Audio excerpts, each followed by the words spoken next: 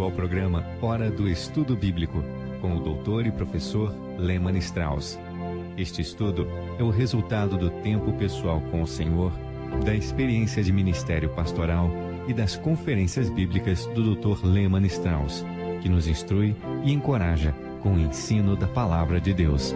Agora com você, Hora do Estudo Bíblico, na apresentação de Aurélio Campos. Vamos continuar com o nosso estudo sobre o ministério do Espírito Santo e estudar mais algumas passagens bíblicas neste quarto estudo de nossa série. Primeiramente, vamos recordar o que vimos em nossos estudos anteriores. Nós vimos que o Espírito Santo contém, de Gênesis 6:3, que o Espírito salva, Tito 3, versículo 5, o Espírito santifica, 1 Pedro 1, versículo 2, e hoje vamos ver que o Espírito sela, Efésios 1, versículo 13. Mas antes, vamos orar. Querido Deus, nós te louvamos porque podemos depender de ti a cada dia. Sem ti, nada podemos fazer. Senhor, somos tão fracos e incapazes. Te pedimos que nos ajudes a falar a verdade em amor e abençoe através desta mensagem o coração de cada um conforme a sua necessidade. Use a tua palavra e o poder do Espírito Santo. Nós pedimos isto em nome de Jesus. Amém. Abra sua Bíblia em Efésios, capítulo 1. Enquanto você procura, eu vou dar novamente um breve resumo do que vimos até aqui. Vamos lá, Efésios, capítulo 1. Vai procurando. Enquanto isso, eu vou recordar um pouco. Nós estamos estudando sobre o ministério do Espírito Santo, examinando os versículos bíblicos referentes a este tema. Vimos que o Espírito contende em Gênesis 6, versículo 3, para poder nos salvar, Tito 3:5, para depois nos santificar, 1 Pedro 1, versículo 2. Vimos 4 fases distintas da santificação. Em primeiro lugar, a santificação preparatória, Jeremias 1, versículo 5 e Gálatas capítulo 1, onde Deus disse que nos separou e santificou antes de nascermos. Em segundo lugar, vimos a santificação posicional, obra do Espírito Santo que nos mantém posicionalmente em Cristo. Isto não tem nada a ver com o nosso comportamento. Por exemplo, no início de Gênesis temos a história da criação. Em Gênesis 2 diz que Deus santificou o 7º dia. Gênesis 2, versículo 3. Deus abençoou o 7º dia e o santificou. Agora, um dia não pode pecar. O dia não é moral nem imoral, é amoral. O significado deste versículo é que Deus separou aquele dia para os seus santos propósitos. O livro de Êxodo diz que Deus santificou o tabernáculo. Agora, o tabernáculo não poderia pecar. O tabernáculo não é moral ou imoral, é amoral. O que isto quer dizer é que Deus tinha separado o tabernáculo para sua própria glória e honra. Nós chamamos isto de dedicação, que na realidade é separar ou santificar algo. Portanto, o termo é usado posicionalmente nas Escrituras e se aplica ao homem, espírito, alma e corpo. Por exemplo, 1 Tessalonicenses 5, versículo 23 diz: E o mesmo Deus de paz vos santifique em tudo, e todo o vosso espírito e alma e corpo sejam plenamente conservados e irrepreensíveis para a vinda de nosso Senhor Jesus Cristo. Observe, o Espírito Santo salvou as nossas almas, mas também quer salvar nossos corpos, para que possamos usá-los para a glória de Deus nesta vida. Portanto, santificação é para o homem em sua totalidade, para que possamos fazer parte do terceiro passo neste processo de santificação. É nossa obrigação, é nossa responsabilidade nos santificarmos, nos separar para o propósito para o qual Deus nos preparou. Por isso devemos nos santificar e reconhecer a presença do Espírito Santo em nós. Isso é muito importante. Lembro de uma vez que minha esposa e eu ficamos na casa de alguns irmãos. Ele era um homem de negócios e a esposa uma professora. Eles nos disseram: nós vamos precisar sair pela parte da manhã, enquanto isso, sintam-se em casa. A propósito, eu tenho uma ótima biblioteca com uma grande variedade de livros.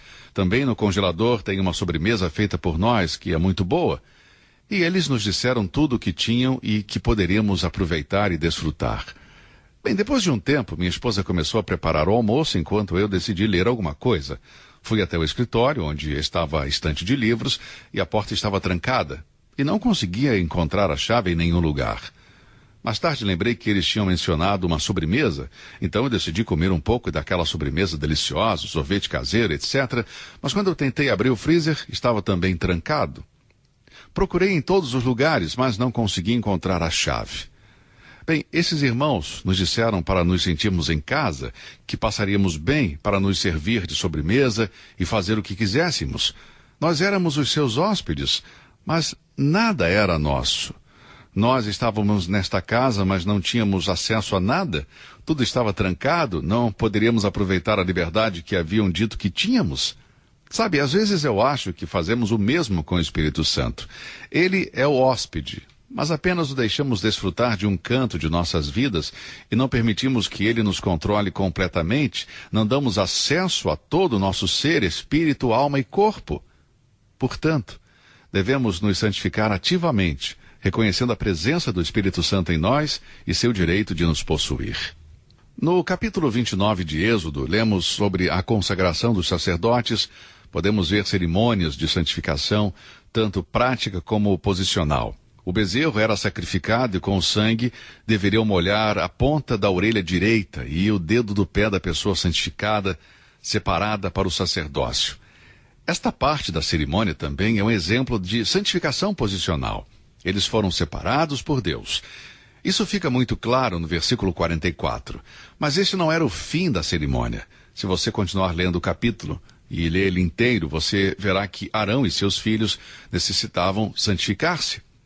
Nossos corpos precisam ser santificados pelo Espírito Santo para que ele nos use como instrumentos e para demonstrar seu poder a alcançar outros com o Evangelho.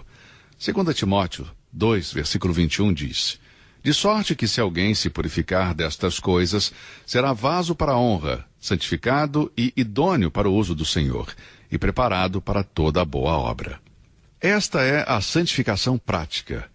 O indivíduo santificando-se a si mesmo, purificando-se de todas as práticas malignas e pecaminosas. Veja, Deus predestinou seus filhos para serem conformes à imagem de seu Filho. Romanos 8, versículo 29. Em Efésios 1, capítulo 4, lemos: como também nos elegeu nele antes da fundação do mundo, para que fôssemos santos e irrepreensíveis diante dele em amor. A nossa santificação perfeita será quando Cristo aparecer nas nuvens para nos levar. Nós temos santificação preparatória, posicional e prática. A propósito, nunca deixe a leitura e o estudo prático da palavra de Deus para sua santificação prática. O Senhor Jesus Cristo orou em sua oração sacerdotal em João 17, versículo 17, ele disse o seguinte: santifica-os na verdade, a tua palavra é a verdade. Você vê o valor, a importância de estudar a Bíblia? Ao estudá-la e obedecê-la, estamos nos separando para o propósito que Deus tem para nós, para o qual ele nos salvou. Santificação prática. Agora, em quarto lugar, temos a santificação perfeita. Não a alcançamos nesta vida. Quando ele se manifestar, seremos semelhantes a ele, porque assim como é, o veremos.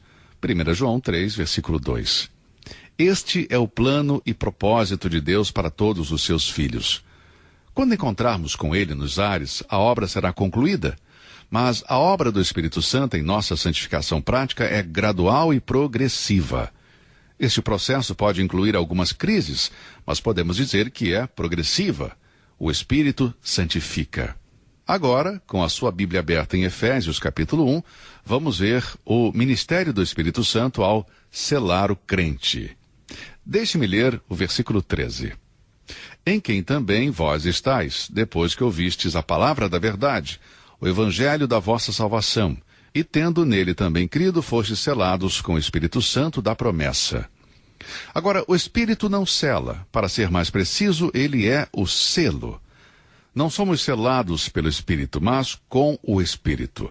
Lemos isso em 3 passagens diferentes no Novo Testamento.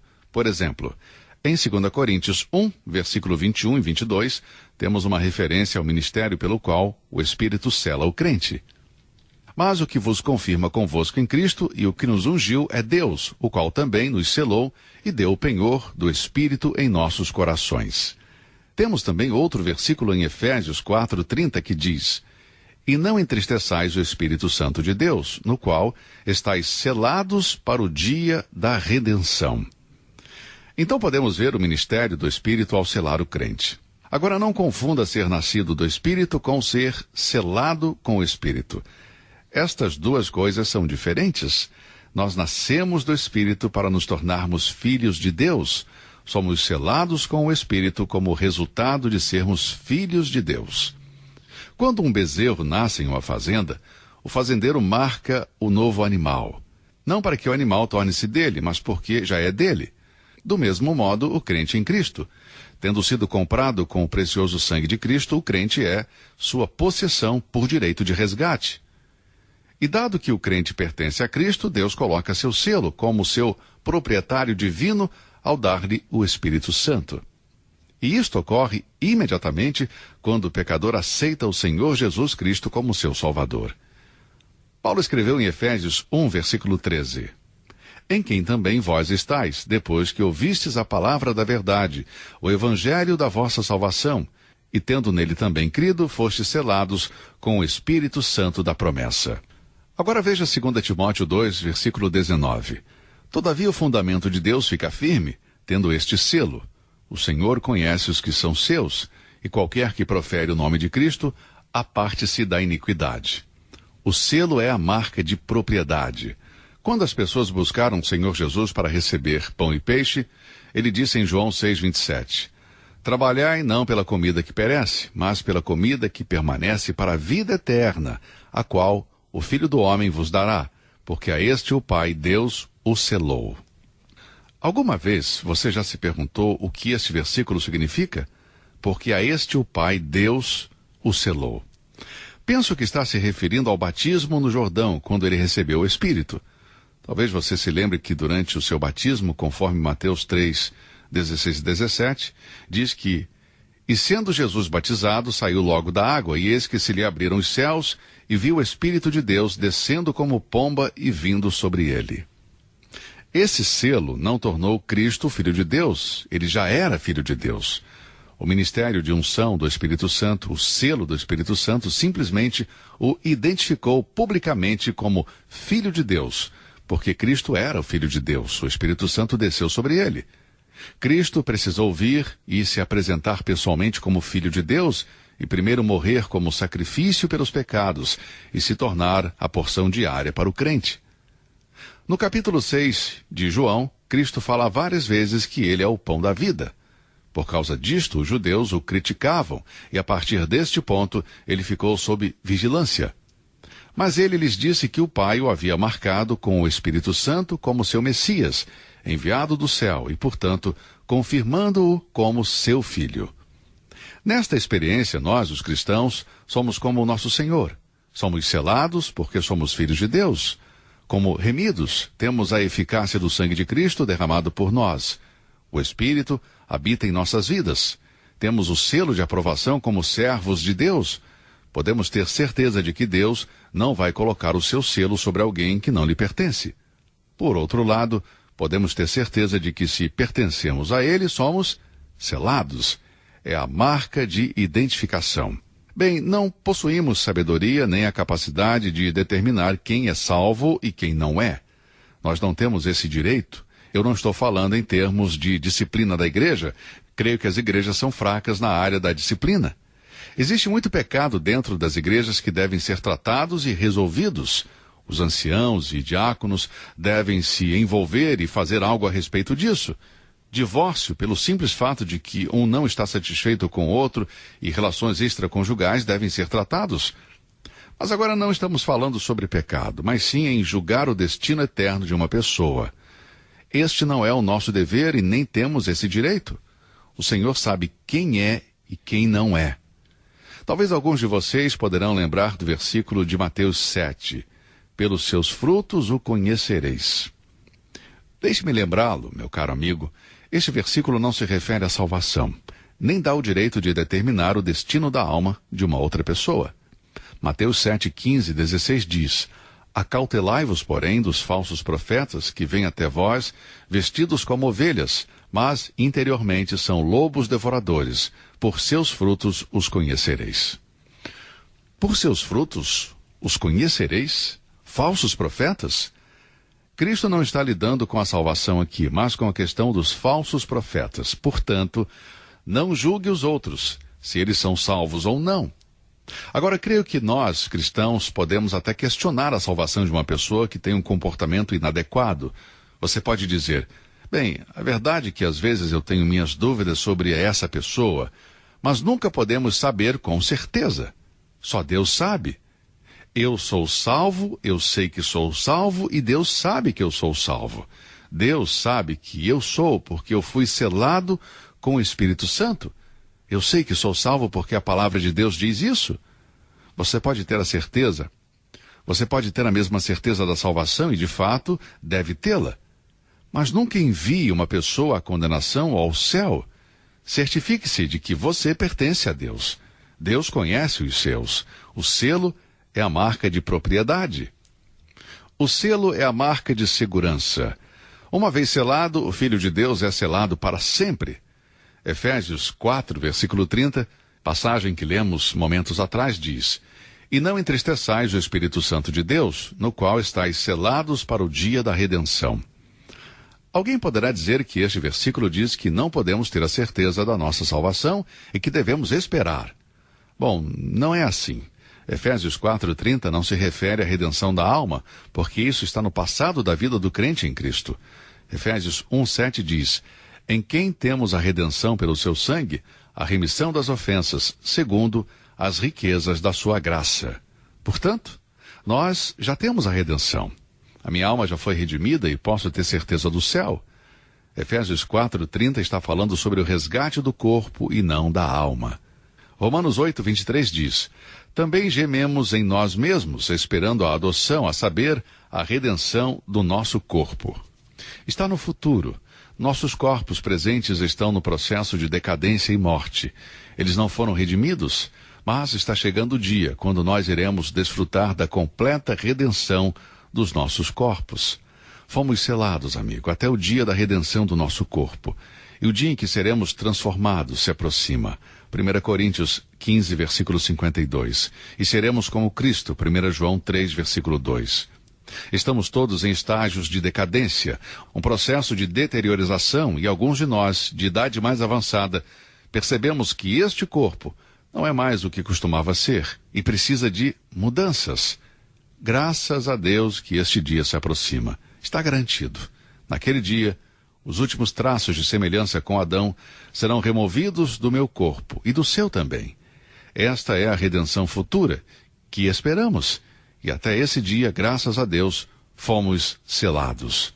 Meu querido, este selo não pode se romper, nem a nossa posição em Cristo. Isto é ilustrado na vida do rei Dario, na época de Daniel. Talvez você se lembre da história no capítulo 6 de Daniel. Os governadores, presidentes e príncipes convenceram Dario a declarar um decreto que qualquer indivíduo que orasse a um Deus, que não fosse o rei, deveria ser lançado na cova dos leões. Bem, o rei concordou com este plano e selou um edito, mas de acordo com a lei dos medos e dos persas, o selo determinava o edito e não havia maneira de alterá-lo, não podia voltar atrás, não poderia mudar. E por que não? Porque ele tinha sido selado. Muito bem, amado, da mesma forma é com o selo espiritual. No momento em que Deus sela o crente com o Espírito Santo, a relação é estabelecida para sempre. Não há como voltar. O selo garante a segurança eterna para o Filho de Deus. A minha segurança eterna não depende de mim. Eu creio na segurança eterna do Espírito Santo. Veja, meu amado, se a nossa segurança eterna dependesse de nós, teríamos perdido a nossa salvação há muito tempo. Mas não depende de nós, depende de Deus. Creio que a pessoa mais egoísta e egocêntrica é aquela que pensa que pode manter a salvação. Querido ouvinte, você não pode salvar a si mesmo. Deus é o seu Salvador. Cristo morreu para lhe salvar. Porque pela graça sois salvos, mediante a fé. E isto não vem de vós, é dom de Deus, é presente de Deus. A salvação foi pela graça, e pela graça permanecemos. É pela graça, do início ao fim. Eu nunca conheci um crente que perdeu a salvação. Nunca, e nem nunca conhecerei. Uma vez eu conversei com um homem que afirmava não ter perdido a sua salvação, mas ele conhecia alguém que tinha perdido, e eu perguntei, como você sabe que essa pessoa era salva em primeiro lugar? E ao que ele respondeu, bem, ele disse que era salvo. Meu amigo, dizer que é salvo não salva. Eu posso dizer que sou o presidente dos Estados Unidos, mas isso não vai fazer de mim o presidente desta nação. Dizer que eu sou um cristão não faz de mim um cristão. Uma pessoa pode dizer que é salva e nascida de novo, mas simplesmente dizer isso não torna salva. Uma pessoa que é salva nunca perderá a sua salvação. Ela é eterna. Se uma pessoa salva pode perder a sua salvação, nunca poderia salvar-se uma segunda vez. Da mesma forma que nascemos uma vez fisicamente e não podemos desnascer, uma vez que já nascemos, você nasceu espiritualmente uma vez e você não pode desnascer espiritualmente, uma vez que você já nasceu. Deus nos selou. Graças a Deus pelo ministério do Espírito Santo, que é o nosso selo e segurança eterna de nossas almas. Chegamos ao final deste programa. Muito bem, obrigado você que vem acompanhando, que Deus te abençoe. Obrigado por ouvir esse estudo.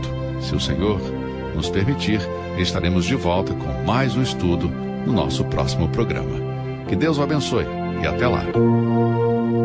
Você ouviu Hora do Estudo Bíblico com o professor e doutor Lehmann Strauss, na apresentação de Aurélio Campos.